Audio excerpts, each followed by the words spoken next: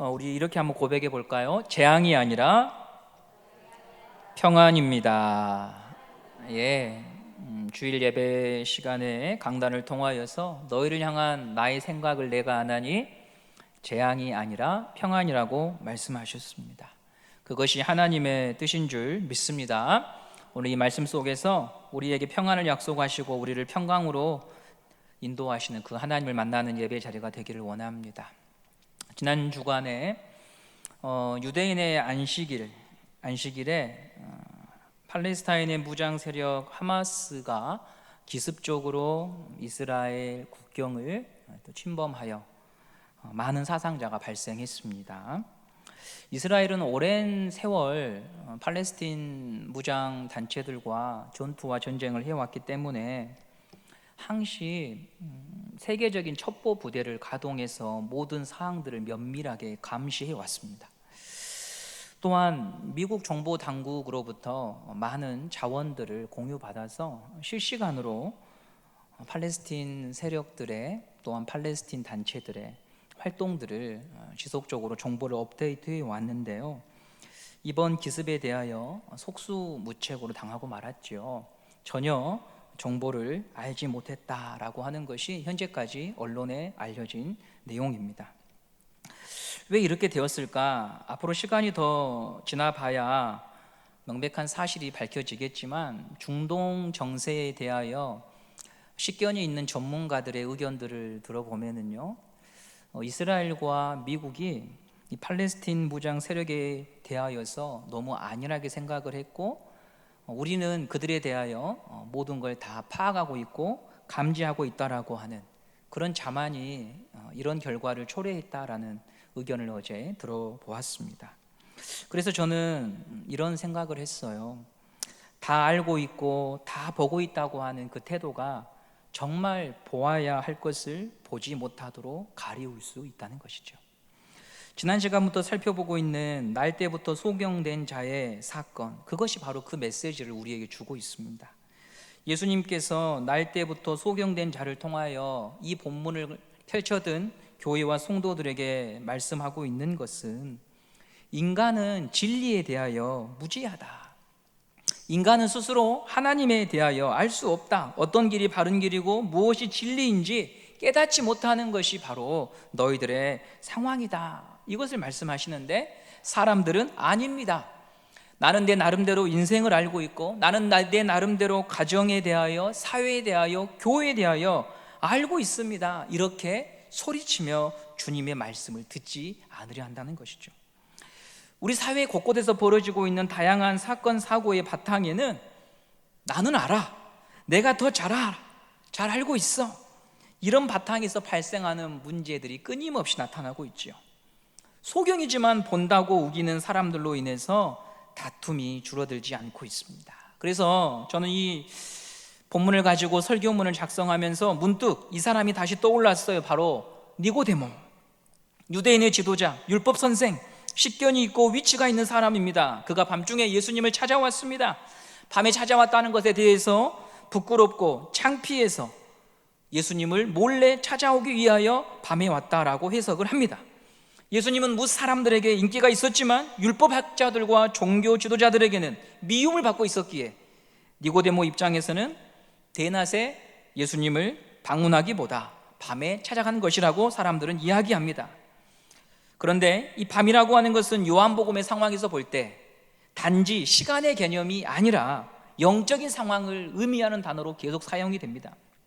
진리에 대해서 무지한 사람들의 상황, 빛이 없고 죄로 가득한 인간의 상태를 이 밤이 말해주고 있습니다.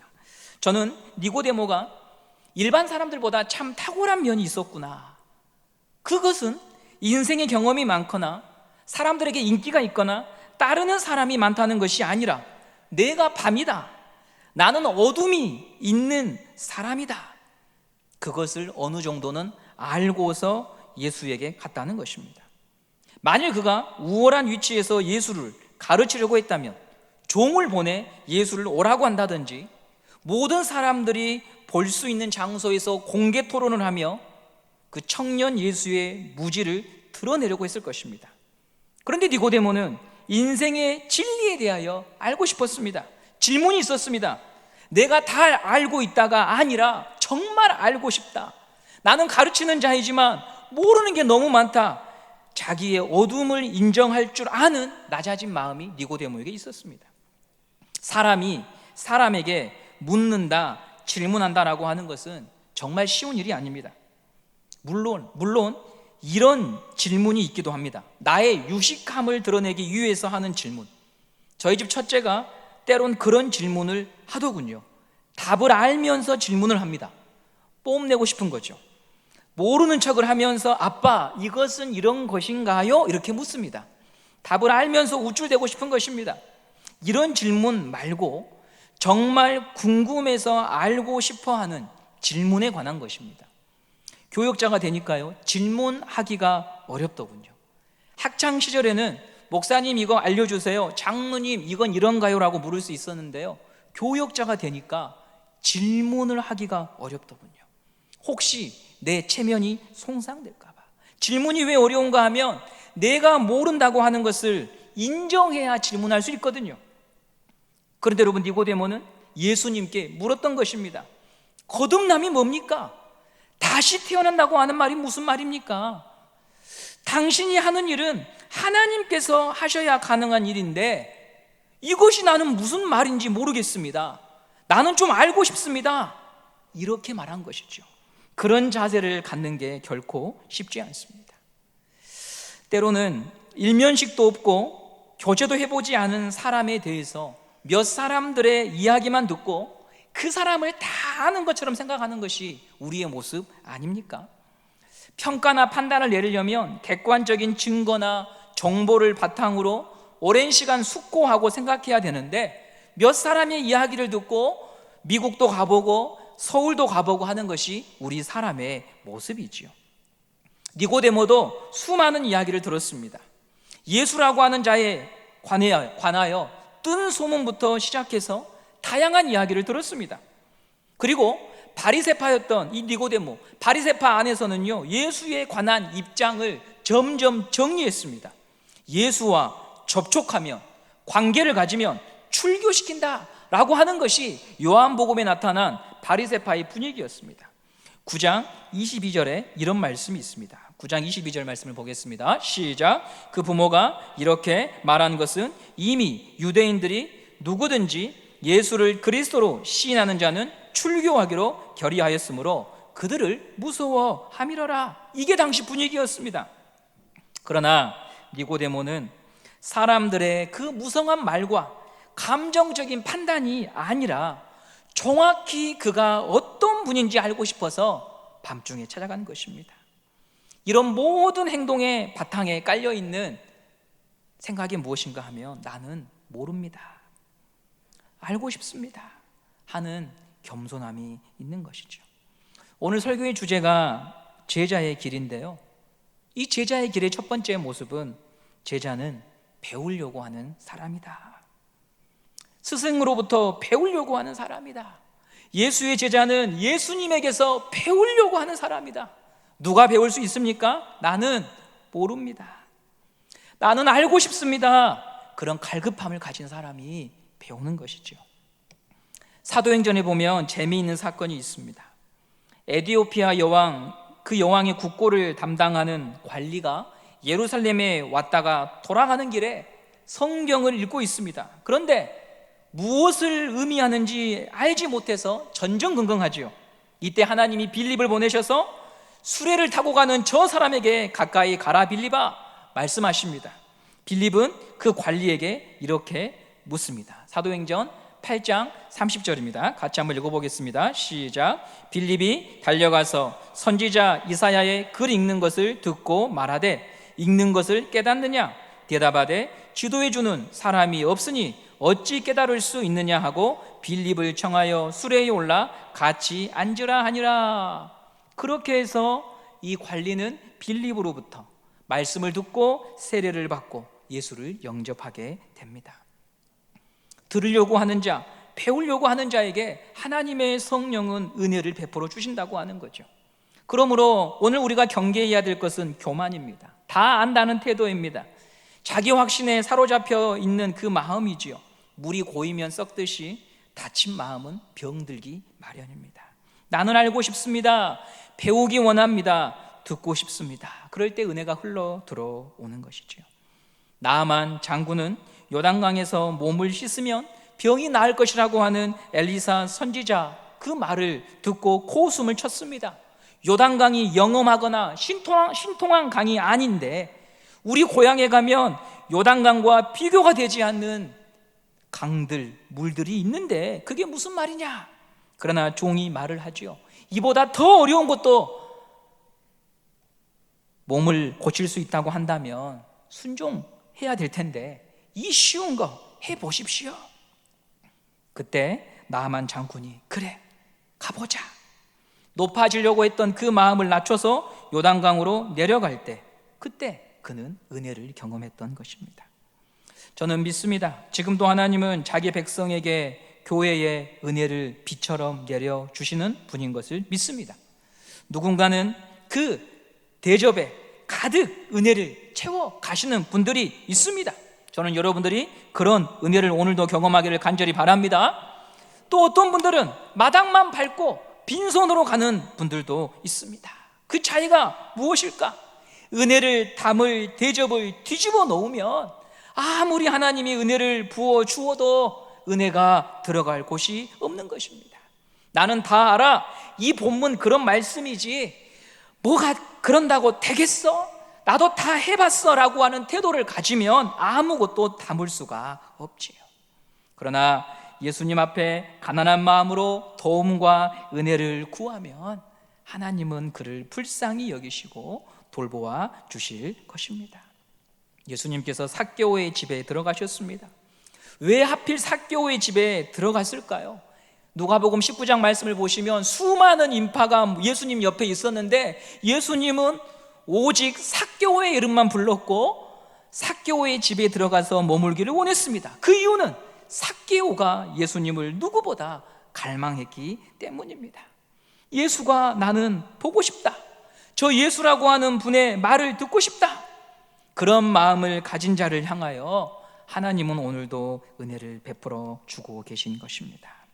오늘 우리가 낮은 마음으로 가난한 마음으로 주님 앞에 서는 그런 제자의 길을 함께 걸어가기를 원합니다. 바리새인들은 날 때부터 소경되었다가 이 눈뜬 이 사람을 이제 만났습니다. 그런데 계속해서 뭘 하고 있냐면 시비를 겁니다. 다시 보게 되었다는 사실을 듣고 기뻐하고 손을 잡아주면서 그동안 정말 고생했다고 정말 잘된 일이라고 하는 게 아니라 신경질과 분노를 쏟아놓습니다. 9장 16절 말씀을 함께 보도록 하겠습니다. 시작. 바리새인 중에 어떤 사람은 말하되 이 사람이 안식일을 지키지 아니하니 하나님께로부터 온 자가 아니라 하며 어떤 사람은 말하되 죄인으로서 어떻게 이러한 표적을 행하겠느냐 하여 그들 중에 분쟁이 있었더니 절망에 빠진 사람이 희망을 찾았어요. 동굴 속에서 나오지 못했던 사람이 건짐을 받았어요. 그러면 축하하고 기뻐해야 되는데 바리새인들은 또 논쟁을 하는 거예요. 또 다툼을 하는 거예요. 안식일에 사람을 고치는 것이 옳으냐? 예수라고 하는 자는 불운한 인간 아닌가? 죄인이 어떻게 그런 일을 할 수 있단 말인가 하면서 자기 안에서 또 다시 자기들끼리 다툼을 하고 있습니다. 얼마나 메마른 심령과 마음을 가진 사람입니까? 기쁜 것을 보아도 기뻐하지 못하고 슬픈 것을 보아도 슬퍼하지 못하는 그런 인생들입니다. 서두에 말씀드린 팔레스타인 사람들과 이스라엘 분쟁에 관해 우리는 지금 누가 옳고 그른가를 평가하기보다 지금 우리가 가져야 될 마음은 총탄에 쓰러져가는 저들을 불쌍히 여기고 안타까워 여기는 마음이에요. 중동 지역 분쟁으로 희생되는 다수는요, 통계를 보면 군인이 아니라 여자들과 아이들이 절대 다수예요.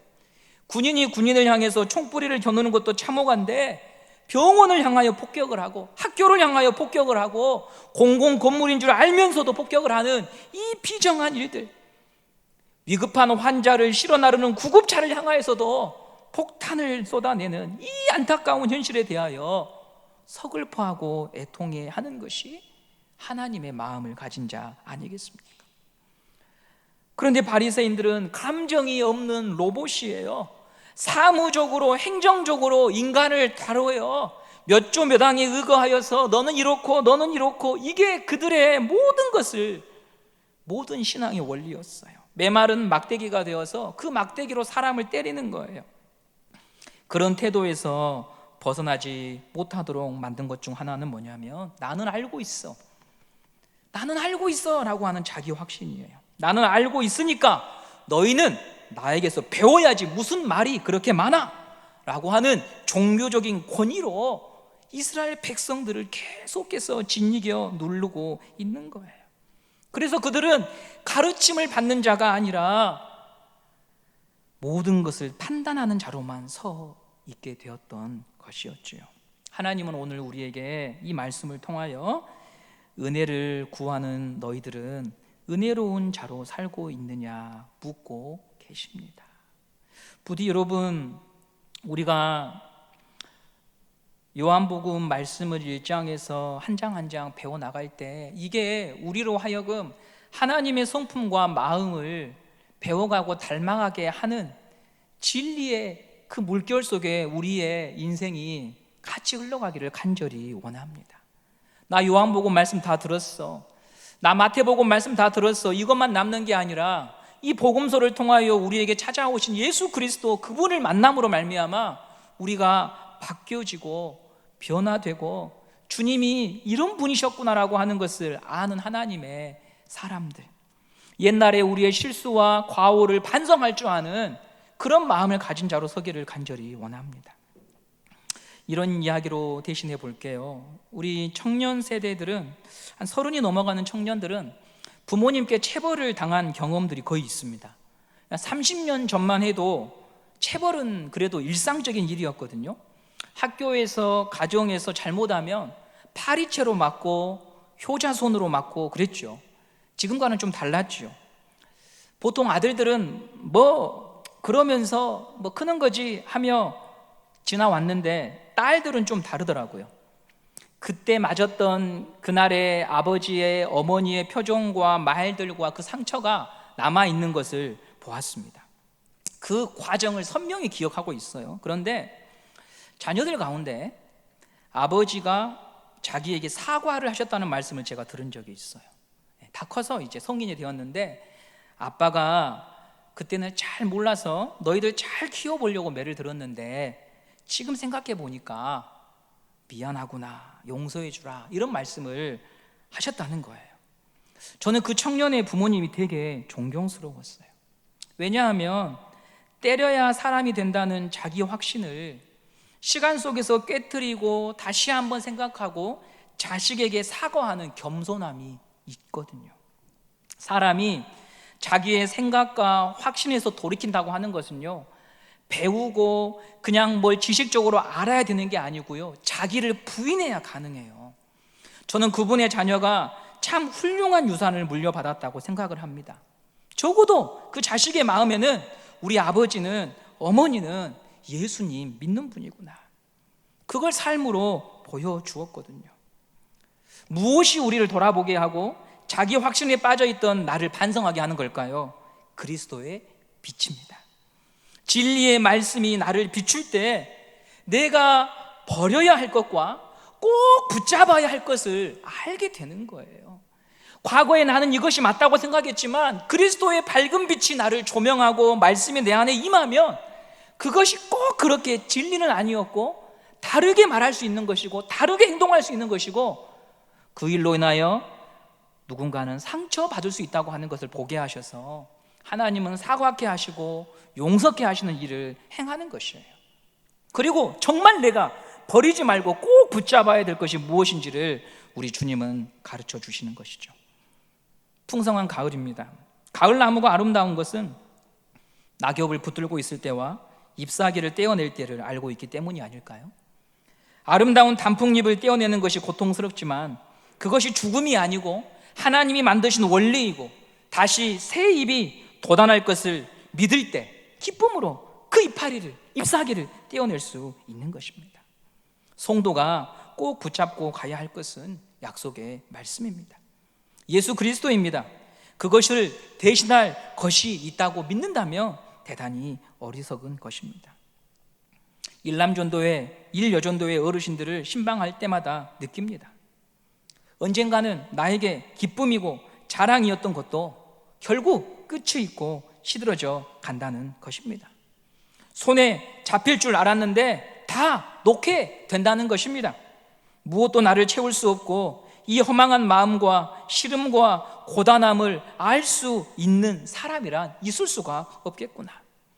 오직 사람의 몸을 입고 나와 같이 모든 인생의 희노애락을 경험하셨던 예수 그리스도, 그분만이 나를 알고 나와 함께 하시며 나의 영원한 소망이라고 하는 것을 노년에 이른 성도님들을 통해서 다시 보게 됩니다. 날 때부터 소경된 자가 눈을 떴습니다. 참 기적입니다. 저는 우리 교회 안에도 오랜 시간 눈물로 기도하고 간구했던 일들이 이렇게 기적처럼 해결되는 일이 있기를 간절히 바랍니다. 근데 여러분, 눈을 떴잖아요. 이 소경이 참 괜찮은 사람인 게요, 눈을 떴다는 그 자체에 머물지 않았다는 거예요. 그 눈도 언젠가는 쇠약해지지 않겠습니까? 지금은 여기저기 세상 구경하고 사람 구경하니까 좋을 수 있겠지만 그것 또한 자기 마음을 채울 수 없다는 것을 볼 날이 올 거예요. 아니, 어쩌면 이런 푸념을 할 수도 있어요. 하나님, 저한테 이런 세상 보게 하려고 눈을 뜨게 하셨습니까? 라고 하는 날이 오지 말라는 법이 없다는 거죠. 근데 이 날 때부터 소경된 자는요, 눈을 떴다고 하는 것에 그치지 않고 그 눈으로 자신의 이름을 불러주시고 자신을 눈을 뜨게 하신 그 예수 그리스도, 그분을 보았다고 하는 게 복이었다는 거예요. 잠시 떴던 눈에 소망을 두고 그것만 의지하고 살았다면 어떻게 되었을까요? 백내장이 오고 녹내장이 오고 노안이 와서 잘 볼 수 없게 된 날에 또다시 견딜 수 없는 절망 속에 갇혀 살다가 죽겠죠. 그러나 날 때부터 소경된 자는 그 떠진 눈에 만족하지 않고 그 떠진 눈으로 이제 예수를 본다는 거예요. 예수를 본다는 거예요. 우리 37절 38절 말씀을 함께 보도록 하겠습니다. 시작. 예수께서 이르시되 너가 그를 보았거니와 지금 너와 말하는 자가 그이니라. 이르되 주여 내가 믿나이다 하고 절하는지라. 눈을 떴다는 것에 머물지 않고 그 눈으로 주님, 제가 제 눈을 뜬 분을 보기 원합니다. 네가 보고 있는 그 사람이 바로 그다. 누가 제자인가? 여기에 두 번째 교훈이 담겨 있습니다. 내가 처한 모든 상황에서 다시 예수님을 사랑하고 바라보는 거예요. 주시면 섬기겠습니다, 주시면 고백하겠습니다가 아니라 지금 내가 처해 있는 이 모든 상황 속에서 예수님을 바라봐야 합니다. 자식을 통해 예수를 보아야 하고 건강을 통해 예수를 보아야 합니다. 그것을 허락하신 하나님께 감사하며 돌려드려야 합니다. 무엇이 돌려드리는 것인가? 감사헌금을 말하는 게 아닙니다. 자식을 말씀 안에서 양육하는 것이 하나님께 돌려드리는 것입니다. 내 몸을 덕스럽게 사용하는 것이 하나님께 돌려드리는 것입니다. 하나님이 나에게 재물을 주시면 먹고 쓰는 것도 믿음을 쫓아 하며 이웃의 몫이 있는 것을 알고 나누고 사는 것이 하나님께 돌려드리는 것입니다. 모든 것 속에서 예수님을 떠올리며 살아야 하는 것이죠. 주신 것을 지키려고, 늘리려고 예수님을 잊지 말고 내 눈을 뜨게 하신 예수를 섬기고 사랑해야 하는 것입니다. 날 때부터 소경된 자로 인해서 마을이 소란스러워졌습니다. 바리새인들은 당황합니다. 마음이 급해졌습니다. 그래서 그를 소환합니다. 축하 화환을 보내도 부족할 텐데 그를 마치 검찰처럼 소환합니다. 소경이 눈을 뜬 일로 인해서 예수님의 인지도가 올라가는 것을 막아야 하기 때문에 이 소경을 압박하는 거죠. 예수를 부정하게 하려는 것입니다. 24절 말씀을 보도록 하겠습니다. 24절입니다. 시작. 이에 그들이 맹인이었던 사람을 두 번째 불러 이르되 너는 하나님께 영광을 돌리라. 우리는 이 사람이 죄인인 줄 아노라. 바리새인은 맹인에게, 요즘 언론에 보면 이런 말 많이 나오더라고요. 가이드라인을 제시하는 거예요. 이 사람은 죄인이다라고 맹인에게 먼저 언급하면서 예수라고 하는 좋은 사람이 나를 고쳐줬다, 이런 말 하지 말라는 거예요. 절대 그런 소리 하지 말라는 거예요. 압박을 가하고 있어요. 소경 입장에서는 눈이 떠졌잖아요. 더 이상 위험을 감수할 이유가 없잖아요. 앞서 보았듯이 예수를 인정하면 공동체에서 출교를 당해요. 사회적으로 낙인이 찍혀요. 옷이 벗겨져요. 살갗이 벗겨져요. 소금을 뿌려대는 거예요. 이건 앞을 볼 수 없다는 것과 또 다른 문제. 그런데 소경은 두려움을 이겨내고 이런 말을 해요. 32절 33절 말씀을 보도록 하겠습니다. 시작. 장세 이후로 맹인으로 난 자의 눈을 뜨게 하였다 함을 듣지 못하였으니 이 사람이 하나님께로부터 오지 아니하였으면 아무 일도 할 수 없으리이다. 날 때부터 눈뜬 자를, 날 때부터 소경인 자를 눈뜨게 한 사람이 세상에 있었습니까? 그런 사람 없지 않습니까? 하나님께로부터 온 사람이 아니면 이런 일을 행할 수 없지 않습니까? 소경은 우리에게 보여줍니다. 눈을 뜬 것에 머무르지 않고 눈을 뜨게 하신 분을 자랑하고 인정하고 믿고 사는 것이 제자구나. 그리고 이 믿음을 지키려고 하면 버려야 하고 희생하는 것이 반드시 있는 것이구나. 바리새인들의 협박과 강요는 눈을 뜬 소경에게 만만치 않은 시험이었을 거예요. 누군가가 나를 미워한다, 누군가가 나를 싫어한다, 견딜 수 없는 일이잖아요. 100명이 나를 좋아해도 길거리에서 나를 싫어하는 사람 한 명 만나는 거 사실 심적으로 두려운 일이잖아요. 그런 걸 알면서도 이 사람은 믿음을 지키기 위하여 예수 그리스도, 그분이 하나님께로부터 온 자라는 것을 고백하고 있는 거예요. 그럼에도 그는 주저하지 않지요. 34절 말씀을 보도록 하겠습니다. 34절입니다. 시작. 그들이 대답하여 이르되 내가 온전히 주의 가운데에서 나서 우리를 가르치느냐 하고 이에 쫓아내어 보내니라. 쫓겨납니다. 그냥 그 자리에서 쫓겨난 것이 아니라 파문을 당한 거예요. 유대 공동체에서 이름이 지워진 거예요. 얼마나 큰 충격이겠어요. 그런데 여러분, 여기에 참 우리의 마음을 위로하는 게 있어요. 쫓겨나자마자 그를 찾아오신 분이 예수님이십니다. 35절 말씀을 함께 보도록 하겠습니다. 35절입니다. 시작. 예수께서 그들이 그 사람을 쫓아냈다 하는 말을 들으셨더니 그를 만나사 이르시되 내가 인자를 믿느냐. 아멘. 예수님은 예수로 인하여 당하는 고난과 어려움을 당하고 있는 성도들을 외면하지 않으시고 그를 찾아가셔서 그를 만나주시고 그에게 또다시 믿음을 주시는 우리 주님인 줄 믿으시기 바랍니다. 믿음은 나의 계산과 어긋나고 나의 계획에서 빗나가는 일이 벌어져도 끝까지 그분을 인정하는 길입니다.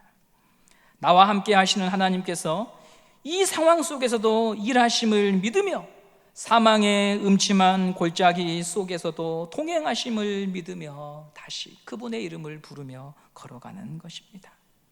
주님이 쫓겨나심을 아셨다라고 합니다. 믿음으로 인해 받는 시련과 아픔을 아시는 우리 주님, 신실한 자로 살기 위해 당하는 어려움을 아시는 주님이십니다. 다른 것은 놓아버리고 잊어버려도 예수를 믿는 이 믿음, 그분만이 진리요 소망이요 영원하신 분임을 믿는 믿음이 우리에게 있을 때 우리는 또다시 산으로 올라갈 수 있고 광야를 걸어갈 수가 있는 것입니다. 오늘 여러분에게 두 가지 말씀을 드렸습니다. 누가 제자인가? 예수 알기를 원하고 바라고 배우려고 하는 사람이 제자입니다.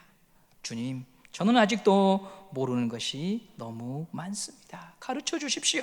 둘째로, 내게 주신 모든 것을 통해 다시 예수님을 생각하고 사랑하는 사람. 눈을 뜨게 하셨을 때만 예수님이 나의 예수님이 아니라 눈을 뜨게 하신 이후로 내게 다가오는 그 고난 속에서도 예수밖에 없다고 하는 것을 믿고 고백하는 사람이 바로 제자라는 것입니다. 여러분, 혹시 여러분의 삶이 오늘 이 소경처럼 어떤 많은 것들로부터 따돌림과 외로움과 고통 속에 있습니까? 주님을 쫓아가는 것이 너무 외롭고 고단해서 여러분의 마음에 낙심이 되고 있습니까? 그런 여러분을 위하여 주님이 오늘 이 말씀으로 여러분을 찾아가시는 것입니다. 다른 어떤 것도 우리를 몰라주고 우리를 위로해 주지 못할 때 먼저 버림받아 보신 예수 그리스도, 먼저 욕됨을 당하신 예수 그리스도, 그분이 우리에게 찾아와 주셔서 우리의 친구가 되어주시고 주님이 되어주십니다. 여러분이 다른 어떤 것을 잃는다 할지라도 그 예수 그리스도를 향한 그 믿음, 그 사랑만큼은 성령 안에서 다시 회복하고 그분과 함께 여러분의 남은 생을 걸어가는 제자 된 성도 되시기를 간절히 소망합니다.